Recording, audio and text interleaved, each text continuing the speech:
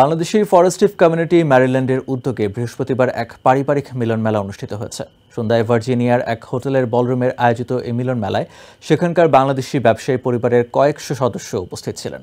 অনুষ্ঠানে প্রবাসী বেড়ে ওঠা শিশু কিশোরদের জন্য কোরআন তেলাওয়াত সহ বিভিন্ন প্রতিযোগিতার আয়োজন করা হয়। এছাড়া আলোচনা ও সাংস্কৃতিক পর্বে বিভিন্ন পরিবেশনার মাধ্যমে দেশীয় কৃষ্টি তুলে ধরা হয়।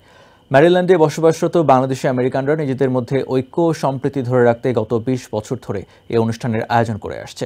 আয়োজকরা বলছেন, প্রবাসী নিজেদের পরিবার, বিশেষ করে এ প্রজন্মের সন্তানদের তাদের শেকড় সম্পর্কে জানানো ও পারস্পরিক সম্পর্ক মজবুত করতেই প্রতি বছর এ ধরনের আয়োজন করেন তারা।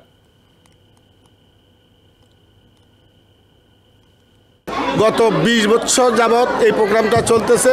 আমরা সম্মিলিতভাবে সবাই একত্রিত হই এই দিনটা থ্যাঙ্কসগিভিং ডে।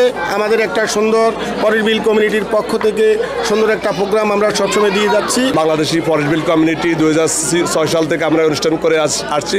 এভরি ইয়ার আমরা বাচ্চাদের পরবর্তী জেনারেশনকে কীভাবে আমরা কোরআন তেলাওয়াত, আমাদের সোসাইটির পরবর্তী জেনারেশন কীভাবে শিখবে, আমাদের কালচারাল এবং আমাদের আচার ব্যবহার, এই মিলন মেলা। আমাদের এই প্রোগ্রাম থেকে আমরা বাংলাদেশেও প্রচুর বিভিন্ন বন্যা দুর্গত এলাকা বা ক্রাইসিস মোমেন্টে কিন্তু আমরা অলওয়েজ অংশগ্রহণ করি।